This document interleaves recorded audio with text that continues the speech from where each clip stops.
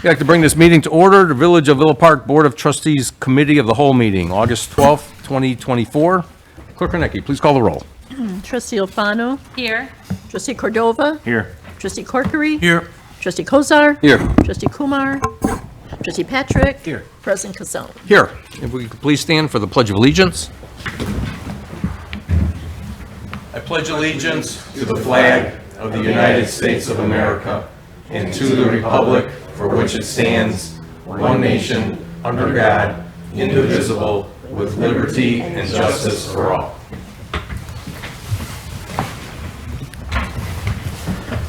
Okay, our item for discussion tonight is discussion of options for financing of eligible items related to the Union project using funds generated in Tax Increment Financing District Number 7.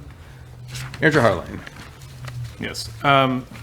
The village has been pursuing the redevelopment of this piece of land for quite some time. Tonight, we're going to have a presentation from the Three Leaf, formerly Catalyst Partners, and especially Marquette Companies. And also, we have Anthony Maselli here from Spear Financial to update you on the project, but in particular, talk about the financial part of it, and in particular, the need for participation by the village in obtaining the full financing through bonds. And I don't know if the Director McLaughlin would want to do any more introduction. Otherwise, I think we're going to hand the floor over to the Marquette Development Company to give their presentation about the project that they have planned and the financing thereof. Ann, go ahead. Yes. I don't know, do you want to introduce, you probably can introduce yourself better than I can do. So. Good evening, I'm Ann Reckelhoff, Director of Development with Marquette Companies.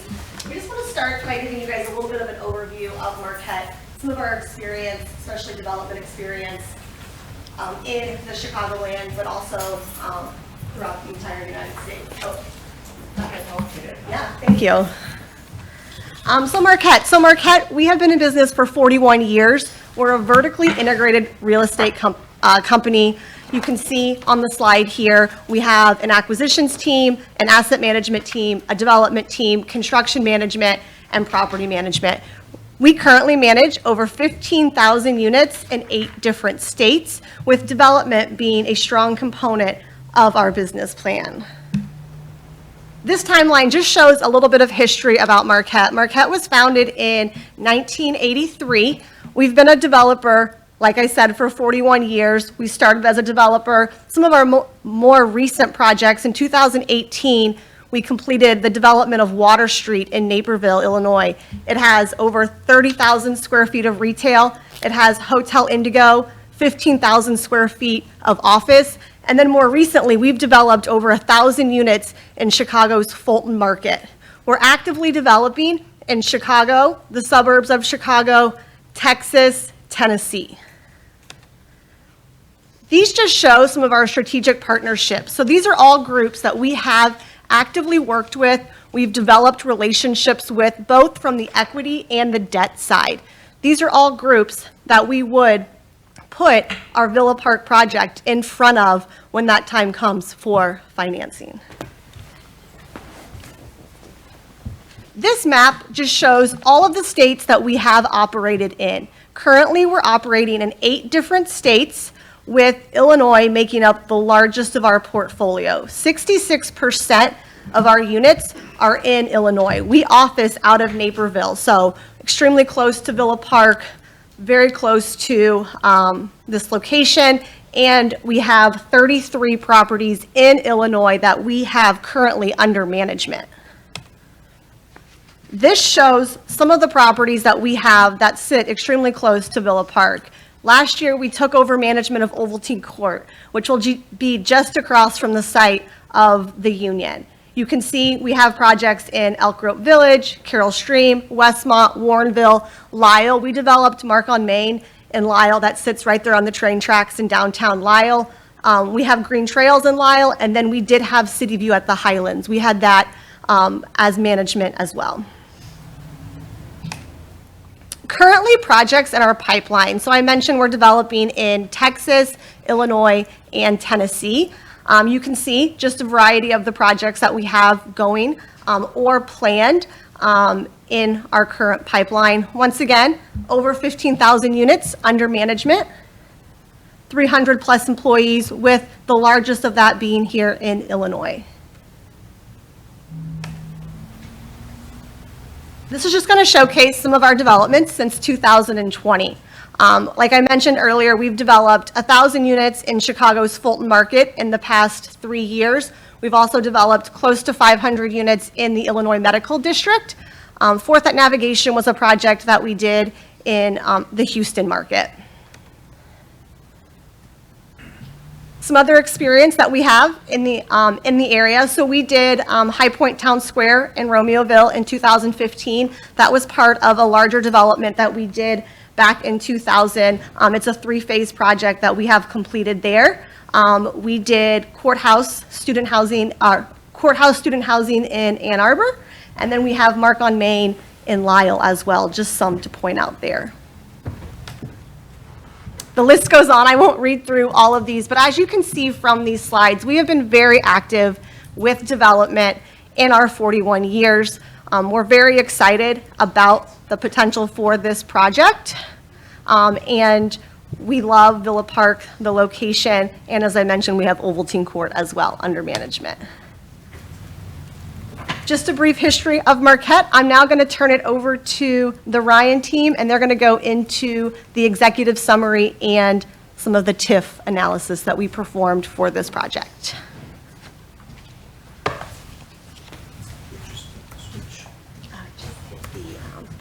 The arrow button. Yep. Yep. Okay. Hi, my name is Phil McKenna, and I represent Ryan Group. I'm sometimes known as Phil McKenna of Kane McKenna and Associates. We, in December of 2022, sold Kane McKenna Associates, which was a financial advisory firm and TIF consulting firm throughout the Chicago area, but it's a seamless transaction. And I think one of the things that we want to start out with is how solid you have to have as a developer. I've been in this business for over 40 years, and deals don't work unless you have solid developers. Deals don't work unless you do the homework beforehand that I think the staff has done on behalf of the board. This is just executive summary of some of the relevant facts with respect to this particular development that's being proposed to you. Ryan is a global company, and it has headquarters in Dallas, offices throughout the world, employees over 4,800, and has over 30,000 clients. So Ryan, as a financial advisor, is a strong entity who's got a good eye on these global projects throughout the entire universe. As I said, Kane McKenna was acquired by Ryan in 2022. One of the reasons was to specifically get into the Illinois marketplace and to get into the Midwest and to do the kind of analysis and research and therefore leading to conclusions that Ryan does with private side clients. Like to do that in the Illinois market, in the Chicago market in particular. The objective from the standpoint of, I think where the trustees are sitting here tonight, is you want to make sure you respond to a model that the private sector will accept. I know you know TIF, you've had done TIFs before. TIF is something that doesn't work if the private sector doesn't want it. If you can have all the TIFs of the world sit there, you don't have the private sector entity that's ready to build upon that, then you can't get it done. So Ryan has come on as someone who can help look at the resources available, do the analysis, and provide advice to Ryan as to what's the most efficient, market-driven way to get this particular transaction done.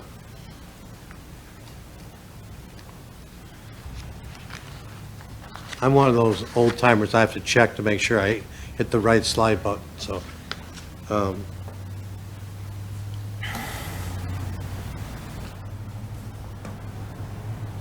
What this slide really, in summary, really talks about what's required if you want to do a multifamily housing development in this environment.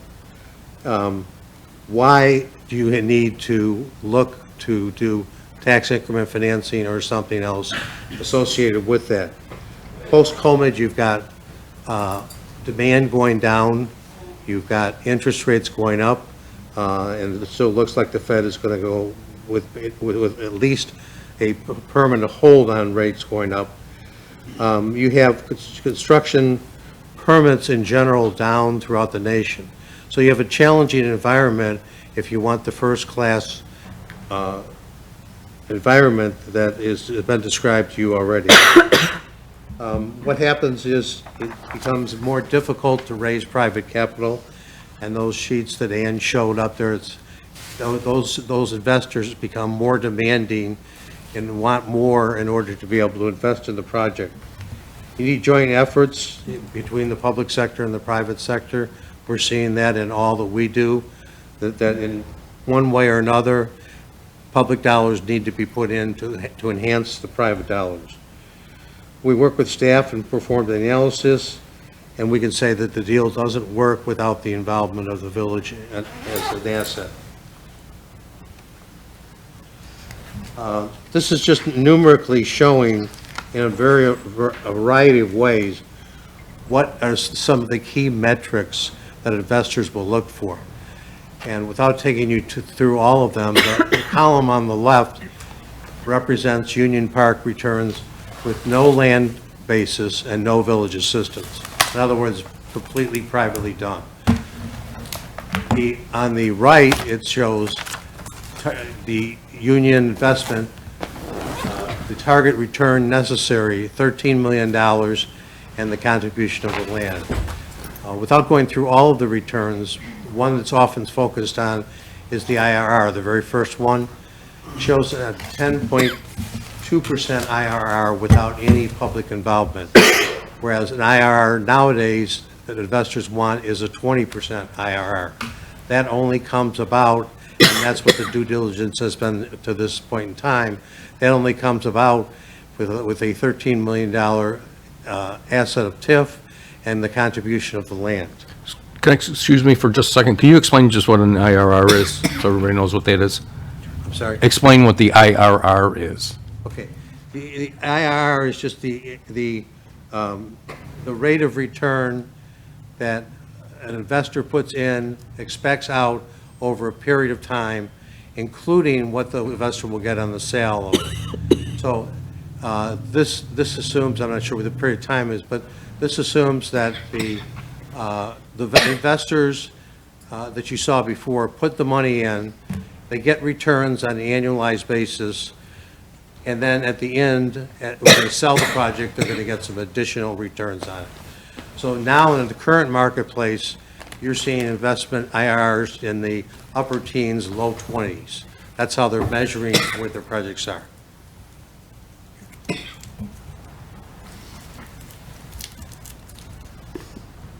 Okay. Mr. Mayor? No, yeah, go ahead. And with the IRR, what was the term it was calculated under? How many years? It was, I believe it was 20. I'll stand corrected by Chuck.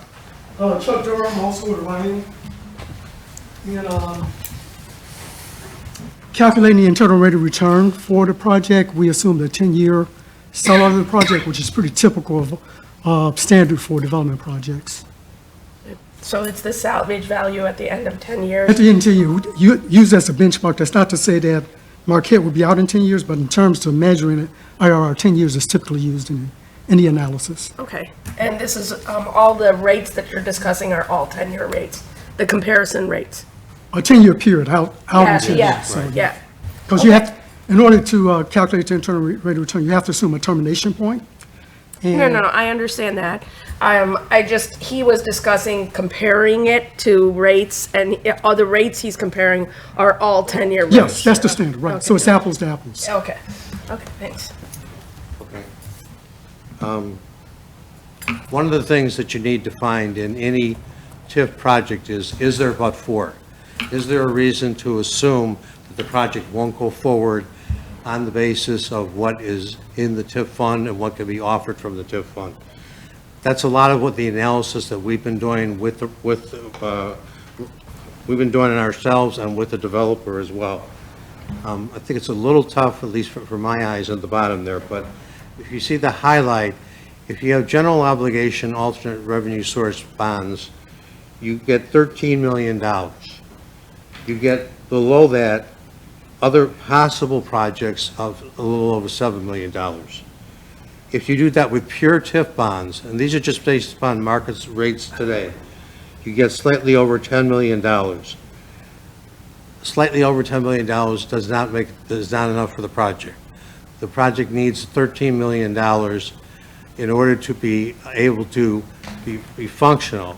And I want to explain that GO alternate revenue source bond says the bonds are issued, ultimately there's a general obligation backing on the part of the village, but the alternate revenue source, which needs to be proven up in a separate study, needs to show that not only is there a projection of debt service being paid each year from the TIF revenue source, but an additional 0.25 times coverage.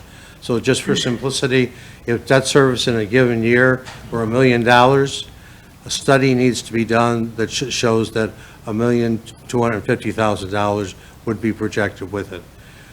There are other safeguards in terms of the financing and the structure.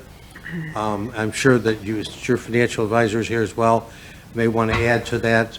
But when we did the test in the marketplace, the only thing that could get work, and I should say is the interest rate is the key here. The interest rate is what drives the deal. The interest rate is 4.4% on the general obligation alternate revenue source bonds. Less than, a greater rate than that, and we picked 6% as a market rate if these bonds were not done with a general obligation, comes up short in terms of the money needed to get this project going forward. I know that's a lot of numbers, and I don't want to overwhelm everything with numbers, but sorry. You got a question? Yeah, I'm not as much concerned about the numbers, more about the risk to the village. What is our risk from, I mean, generally from TIF bonds, we don't have a risk. What's our risk on this aspect? That's my concern. The risk is that there's not enough TIF dollars to repay the bonds. If there's a shortfall, then the village's property tax levy goes into effect for whatever that amount is. If it's $1, then it's a property tax levy of $1. That's the ultimate risk associated with general obligation alternate revenue source bonds.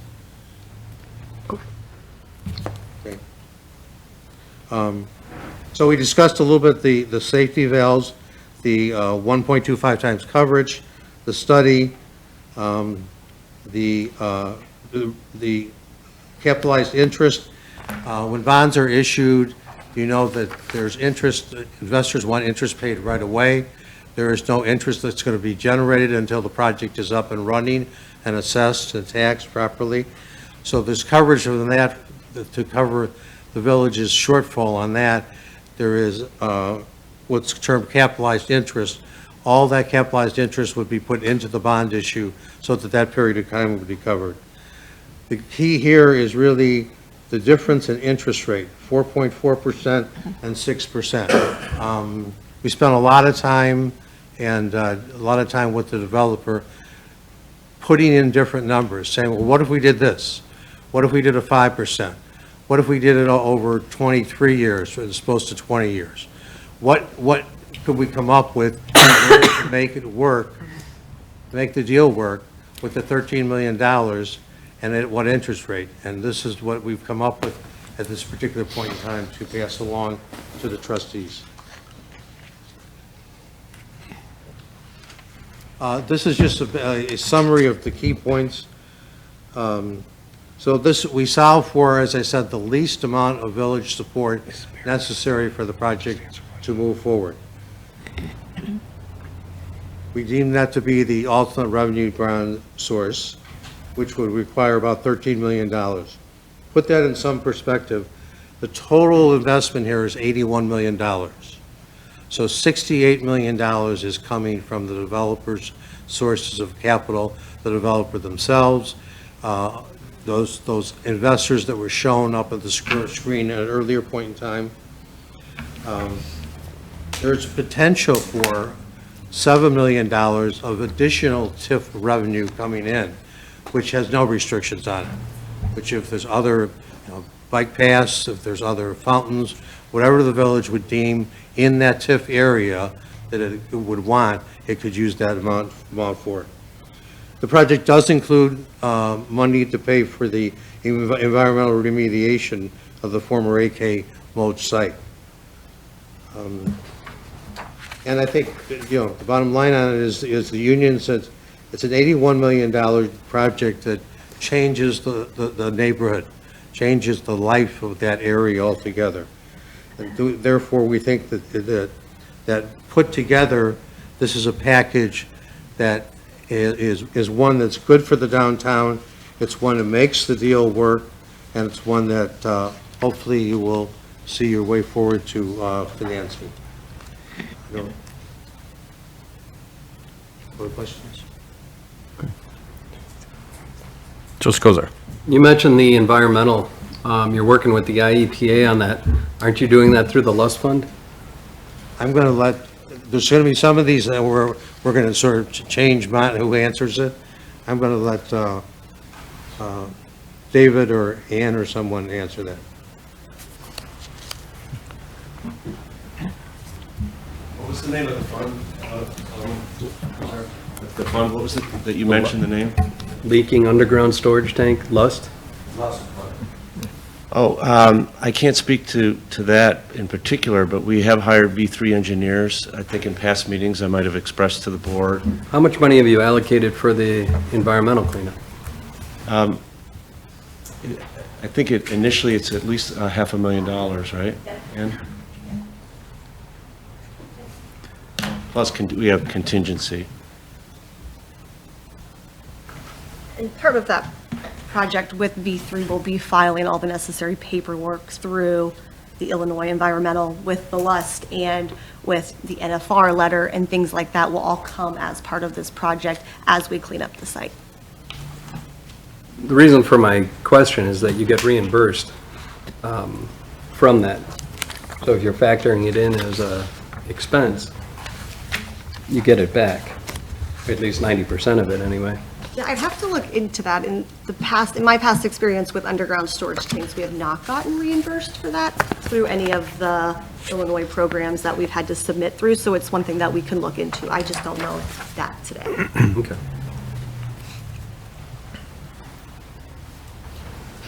Trustee Corcoran. So you have secured none of the remaining 68 million, or? I'll let Marquette speak in more detail. Chris Yuko is with us today.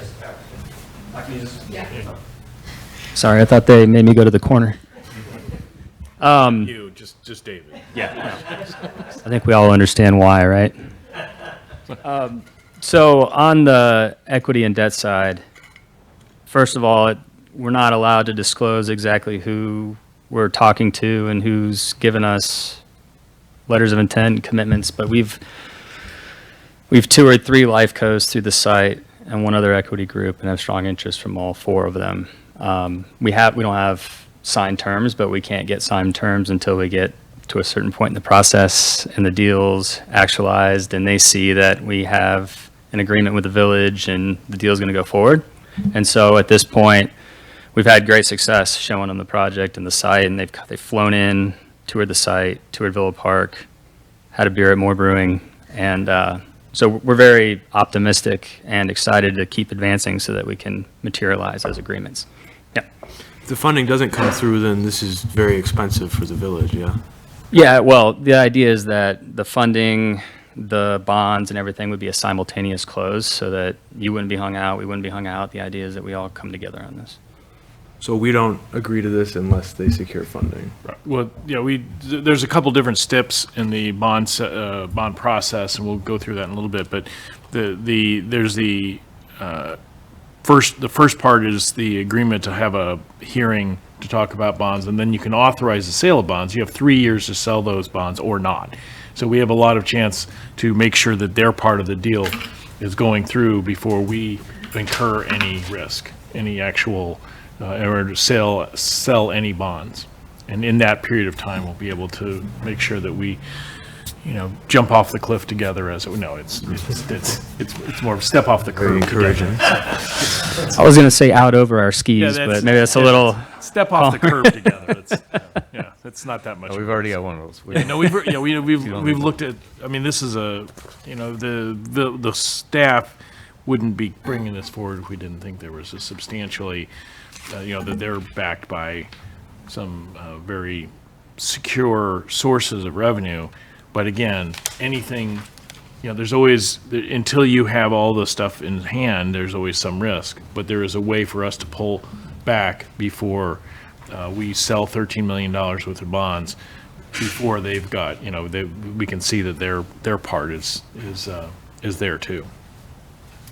Trustee Kumar.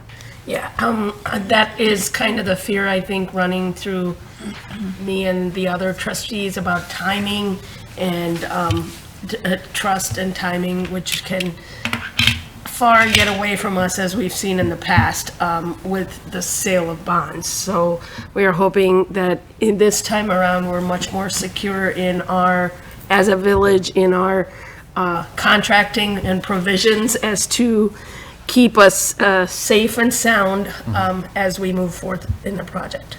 And go ahead. Well, the only thing I was going to add is we totally understand the history and the concern, and I think what we're talking about here is a partnership where we're working together, and that's how it has to be for it to be a success. From our side, we're very confident that the funding will come through. We're investing significant dollars in the design of the building, all the studies, et cetera, and so we're stepping off the curb a little bit already.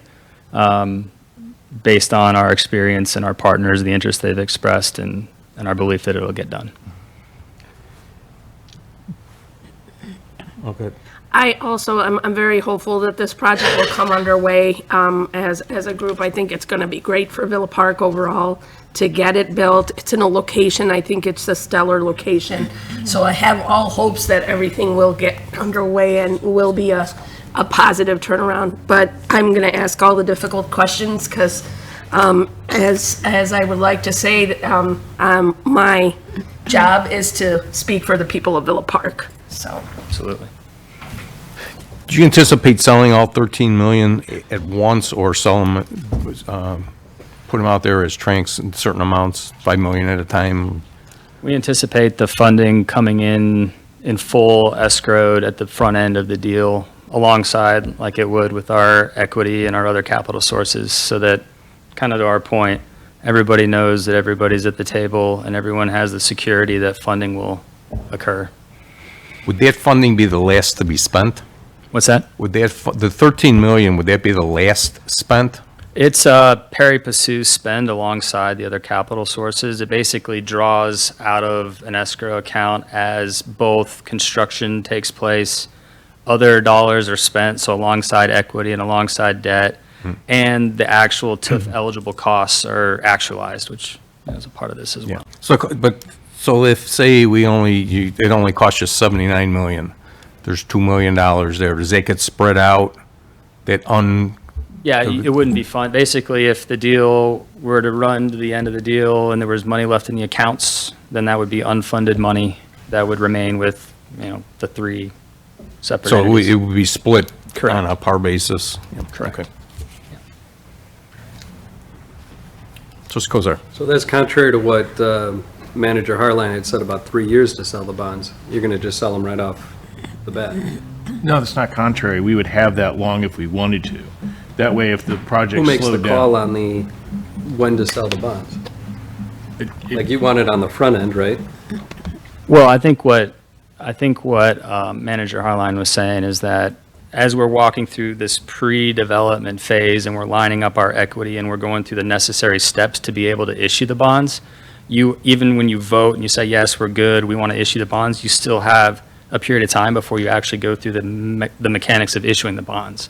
And so we would have our equity in line, signed up, like inked, ready to go, and then you would be able to issue the bonds, whether that's a year or 2 year, it won't be, but point being that his 3-year period was, should something happen, you don't have to issue the bonds right then and there. You won't be out over your skis issuing the bonds, and you'll have a period of time where you can decide to issue the bonds when everything comes together, or if it doesn't, you wouldn't have issued the bonds and you wouldn't have been committed. Okay. Does that make sense? Do you want to say that? Okay. Trustee Patrick. Thank you. Just a recap here. The last bullet point of your executive summary states that the Union is an $81 million catalyst project in the historic downtown, which will have a positive economic ripple effect for the greater community. Can you explain that and what that means and what that looks like to our residents that might not understand the type of impact that this type of building will have in our community? Sure. So I think that there are a couple things to speak to in that. One, I think with the housing that we're talking about providing, it's a wide range of housing, different types of units that appeal to a wide span of workers, age groups, residents, right? So it will broaden the base and it'll bring in a differentiated kind of dynamic living entity, all consolidated to one site. So I mean, think about what we're talking. We're saying 224 beds, or 224 units, more beds, sitting on a single site, concentrated in an area right on that main street with an activated retail space right on the trail. And when you think about that, you're like, okay, there's disposable income coming in. There's individuals that want to walk to restaurants. There's going to be a restaurant. There's now paths that connect into Elmhurst and paths that connect further this way. And so idea being that you bring a high density of disposable income, you bring an opportunity for local restaurants and bars to have a place to feed off of the great energy that's already here, and it tends to begin to transform and bring in others and bring in excitement and energy and dollars. Yeah. And just to reiterate, I think this is a great project for Villa Park, and to Trustee Kumar's point is that, yes, we are up here, we have to ask some of those hard questions, but we also have to remind the public of the benefit of a project like this and what it really can mean for the development of Villa Park. Thank you. Thank you. Can I add, that was a really good question, Trustee Patrick. One of the other things is there is 9,000, is it 8,000 or 9,000? 8,000 square feet of commercial property that will be on the ground floor on Villa Avenue. So that will be able to generate sales tax and possibly places of eating tax if there's a restaurant there. So there's some other revenues that are not, will not go towards the TIF fund, that would just go towards the village's taxes. So. Trustee Kumar. Always there's an issue of parking, and I do believe there is some parking that is for the public as a part of this project as well. I think that we would like to have that discussion a little bit, and just a restatement of that aspect if possible. Sure. So let's see, I saw it up there. In the bottom. Yeah, there it is, the last bullet. So essentially, the parking garage is bifurcated so that there's a section that's public parking, 94 spaces, and then a section that is residential parking. The residential parking is at a very strong ratio for the number of units that we have, so there's going to be ample parking within our area for all of our residents, which leaves open all the public spaces. Hi, y'all. We also have with us Anthony Maselli from Spear Financial. Spear Financial is a financial advisor to the village, and although excellent professionals have been speaking up to this point, those are all part of the development. Anthony's can talk to what our risk is from our side. Yeah, thanks, Matt.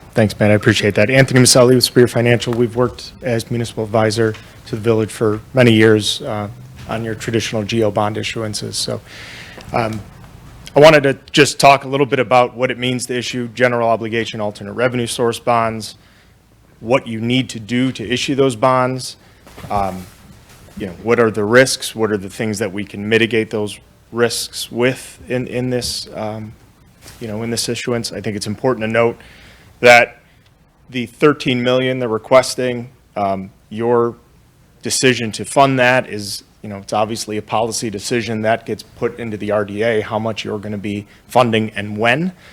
The mechanics of the bond issue then are kind of, they stand on their own. One of the things to clear up from that was just said is it is not them issuing the bonds, it's you issuing the bonds. So remember that, it's the village. These are general obligation bonds that are the full faith and credit of the village at the end of the day. However, saying that, as a non-home rule community, you can issue bonds that are called general obligation alternate revenue source bonds. Those bonds have a first pledge of a revenue source, and then they have a backup pledge of a property tax.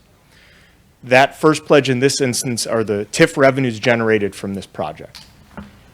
In order to issue general obligation alternate revenue source bonds per state statute, we need to show 1.25 coverage. So $1.25 of revenue for every dollar of debt service. Because this TIF, these revenues aren't being generated, we can't look at your audited financial statements to prove that coverage. So we need to rely on projections. I think a very important point that hasn't been made yet is that to rely on those projections, we're using a independent TIF advisor, independent from the developer. So the village has hired SB Friedman to do its own analysis on those revenues. So we cannot issue $13 million in bonds unless it's demonstrated that it will be supported by those projections. So that's kind of the first layer of protection here. The other thing is that with the 1.25 coverage, you have that 25-cent buffer in the revenues. Should the revenues not be sufficient, that maybe coverage in year 4 was 1.15, but you're still generating enough to pay the debt service. So that would be the other protection there. From a timing standpoint, the current timeline for this, assuming everything is approved, is that we're going to be back to the board with an approval of an authorizing ordinance, and then we'll do a BINA hearing. Those are the two preliminary steps that set forth that 3-year time horizon. That the authorizing ordinance starts the 30-day backdoor referendum period, and the BINA hearing is just a public hearing in order to issue bonds. No action needs to be taken after that. That just is the authorizing steps. After that, the village board will still have to approve an ordinance authorizing the issuance of the bonds. And that'll be tied to when the project is underway and when the RDA specifies that the village needs to fund that escrow account. Further, that 13 million is then going to sit in an escrow account, and then they're going to ask for money when there are TIF eligible expenses. So it isn't as if we fund the developer on day one, that money sits in an escrow for reimbursement of their expenses. All of that said, at the end of the day, it's still important to understand that if those revenues don't come in, the village has to pay those bonds through some other revenue source or the property tax. You have the ability to levy your property tax. So it is still a risk. It is still a full faith and credit pledge. The ideal situation would be this would be a TIF revenue bond, but the revenues don't support the issuance of a TIF revenue bond because TIF revenue bonds not only come with a higher interest rate, but we have to do things like fund a debt service reserve account, additional capitalized interest, things that create a higher cost for that issuance. And the net revenue or the net proceeds we can get from a TIF revenue bond aren't at the moment $13 million. So we can't get to their ask with traditional TIF revenue bonds. So that's where the general obligation comes in.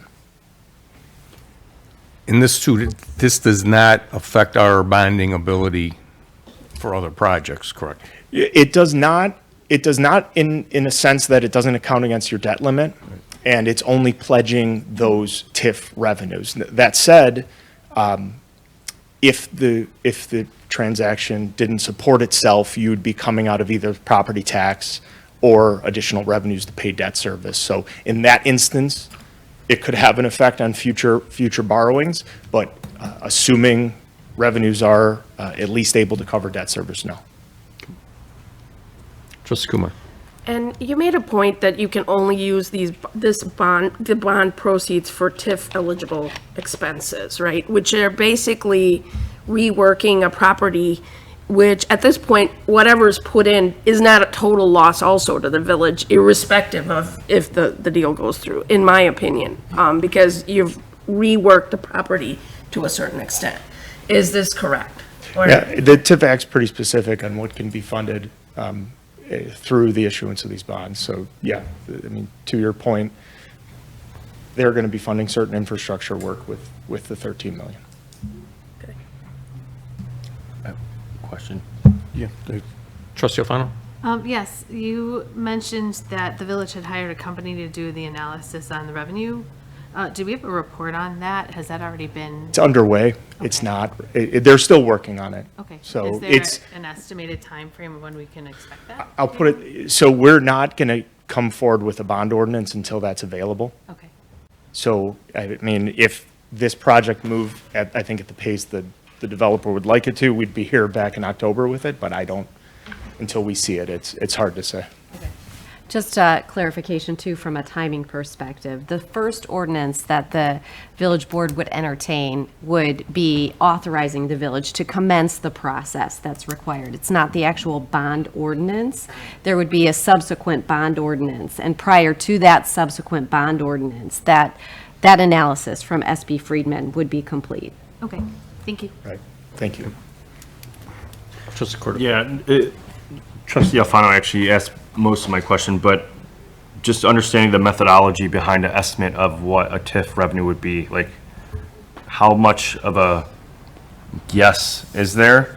You know, because right now we have X amount and then there's going to be a gap. How do we figure that gap? I mean, I know it's like gap analysis, but I mean, that's a scary idea there. I know we have that, the general obligation bonds, but just understanding what that gap is. Yeah, and to your point, it's going to be, so I don't want to speak for SB Friedman, and I think there are, two very good TIF consultants in the state, and one of them's working for the developer, and the other one's SB Friedman. So, and when we sit down, or when they're in here talking about that report, I think it would be good to kind of get into their detail for how they came up with those numbers and why they believe that they're sufficient, because it's a little bit of outside of my understanding how they back into those things. Thank you. Anthony, could you do the people listening tonight a favor? The 1.25% state requirement on a non-home rule GO bond for alternate revenue bond, and versus how much money actually has to be paid back. Could you explain why that ratio and how it actually works in reality? Yeah, sure. So the state allows a non-home rule municipality like yourself to issue general obligation alternate revenue source bonds, which are issued in lieu of a revenue bond. However, as a municipality, you're able to issue these as general obligation alternate revenue source bonds, which means that their secondary revenue source is a general obligation. The plan is never to hit the taxpayers with that. You're using that primary revenue source, but then in that same state statute, they're saying in order to issue that, you need to prove that you have that 1 1/4 coverage factor. Similar to if you were to issue revenue bonds. An investor wouldn't want to buy a revenue bond unless you can prove that you had a certain amount of revenues over and above the debt service you plan to spend. So that's the test that we need in order to issue the bonds. From a practical standpoint, obviously, we hope that revenues far exceed 1 1/4, and making the debt service payments from the available TIF increment wouldn't be a problem in that instance. If revenues are lower than expectations, as long as they're within that coverage factor, you still have enough excess revenues, TIF revenues, to make the debt service payments. It's when obviously then, if TIF increment is below the debt service, is when you have to find other funds available to the village to pay those bonds or use the property tax.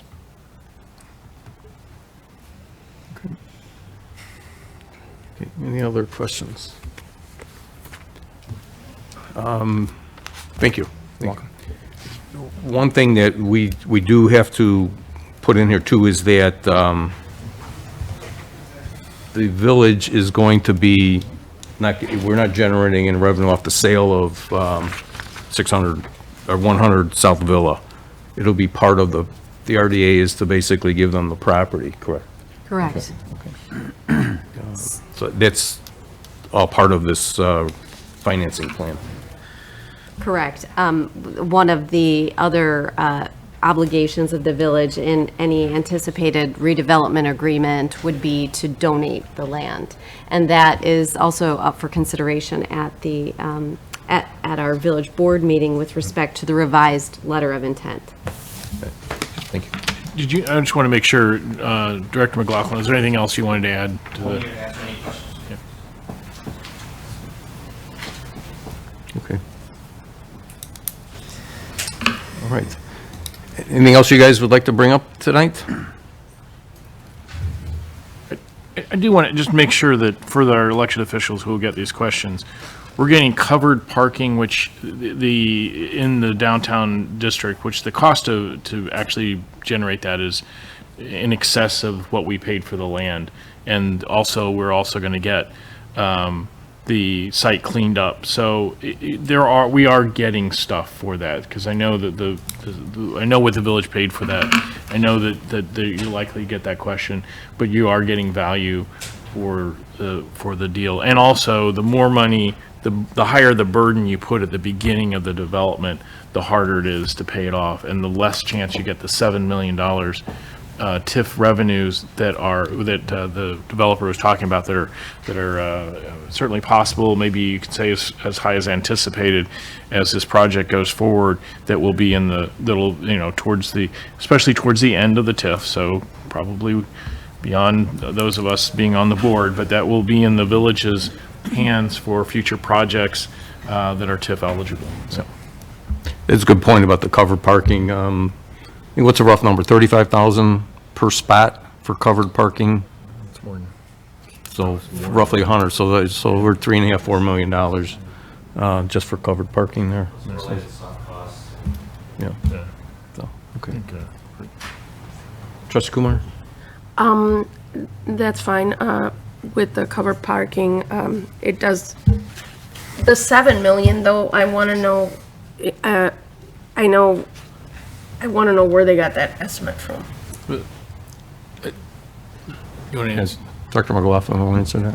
You're referring to the 7 The million? million that we expect to go in the TIF. Sure. At the end.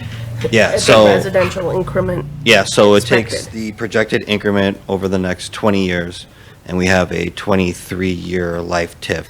So it's the last 3 years that there's no debt service to this project at all, plus the additional increment that isn't going to toward debt service on an annual basis. And so when you add all that, you have 7 million coming here that is the village's in our TIF account to budget and spend on what we'd like to. I'm not sure, but did that account for the 0.25 annually as well? Or not? It's part and parcel of the same. It is the same? It's Okay. interconnected. Okay. Yeah. So every year, assuming that the projections are correct, we'll have 25% of that debt coverage that we aren't actually spending, but as Anthony pointed out, are obligated to account for. And when we don't have to spend it, we can budget for that expenditure and make improvements to the TIF for the next And so 23 that years. 7 million does not include that 0.25? We believe it yearly, or does. does? We believe it does. It does include the 0.25 from year one? Yeah, so it's 7 million over time, not just at the very end, here's 7. Yeah. So we can do save up, save up, save up, here's $1 million investment. Save up, save up, save up, here's a $2 million investment over the next 20-something years. Can I get that projection somewhere? Does someone have that? We do. Like the numbers? We Yeah, do. Can you send it to us? Sure. Yeah. Trustee Patrick? Thank you. Could you give us a tentative timeline of our next steps, and when the project, if everything goes through, when they might start breaking ground? Yes. Well, I mean, there's the developers have a specific, what they would like to see, and that, we can forward that to you. And I don't know, Mark and I can discuss if we want to make any.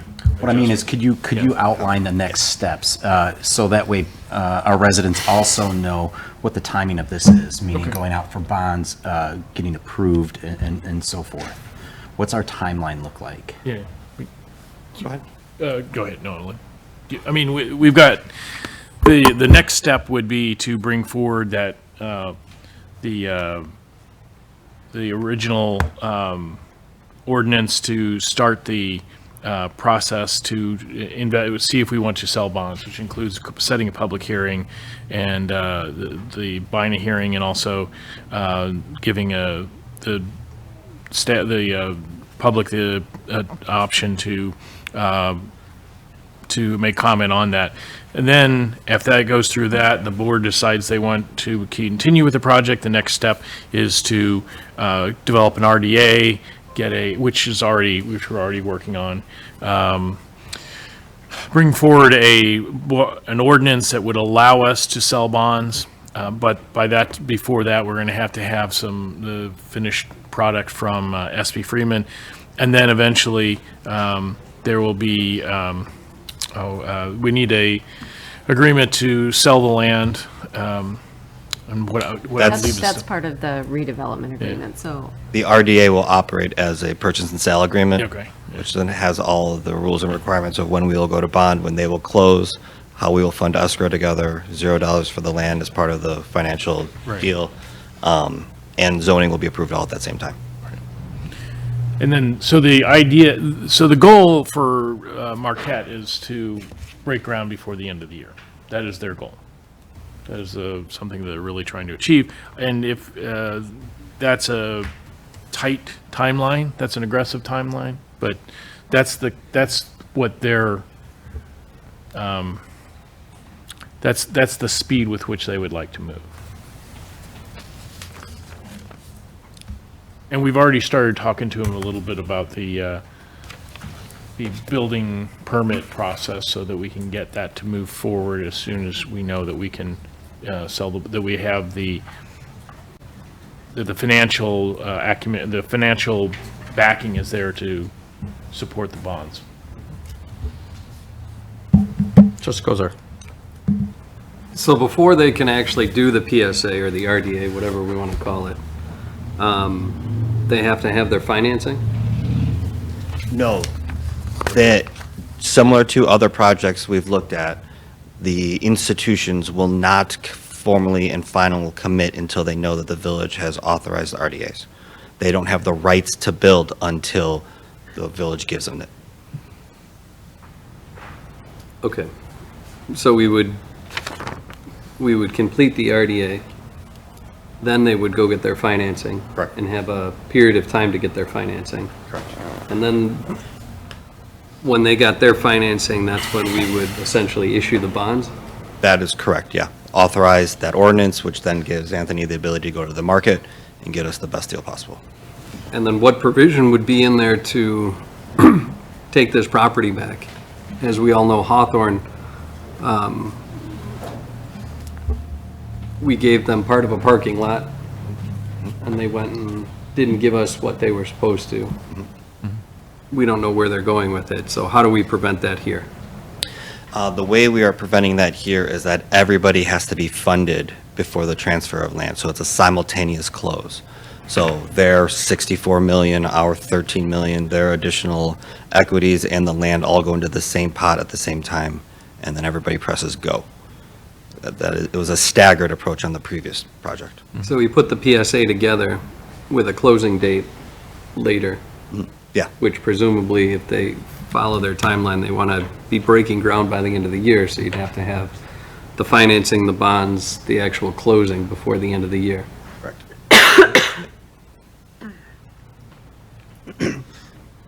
Which is why we'd like to start the approving ordinance first, which has the 30-day hold. We can't do anything for 30 days. And that was what we were referring to earlier, which has a not sooner than 30 days, but not further than 3 years. That's that clock. So as soon as we get that, then we can be as nimble as we can be as a village, knowing that we met that obligation of 30 days. Okay. Trustee Kumar. The public parking aspect of things again, that's kind of like the parking lot we're supposed to get back. It was something that we need to have access to. How is that written into the RDA so that it's automatically ours? And who has the ability, I mean, does that become village So- ownership?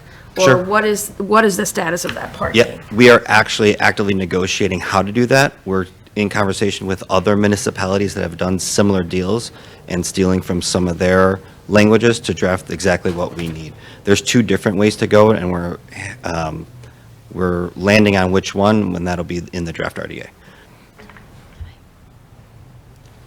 Can I ask what those 2 ways are? They retain ownership and do permanent easement forever, or that it's ours and they do obligation for maintenance forever. Either way, it'll always look and feel like a village parking lot. Just the ownership structure is the difference. But Marquette, which would have management of the property, would be doing the maintenance, so that they would be get done along with their maintenance, and they would continue to keep the appearance, not that we couldn't do maintenance on a parking garage, but they would keep it to their standard, and they would keep it on their schedule, as opposed to the village having an additional burden. My question, Trustee Kumar. what is our, I mean, that's great, they're here, they sell to someone 10 years from now. What is our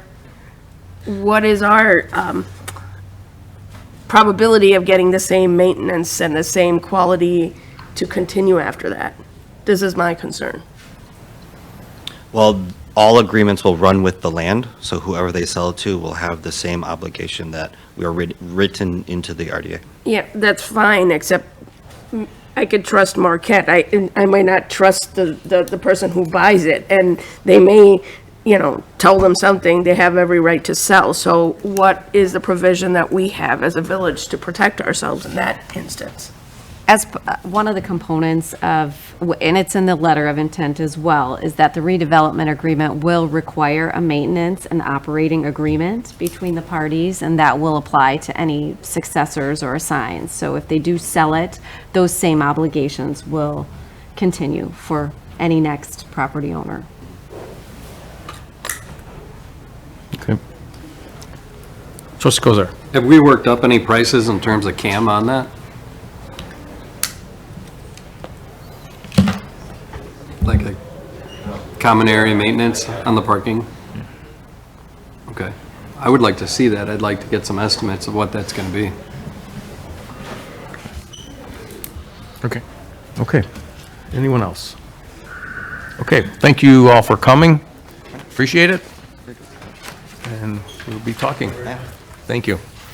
Okay, item 4 on here is public comments. Do we have any public comments on our COW tonight?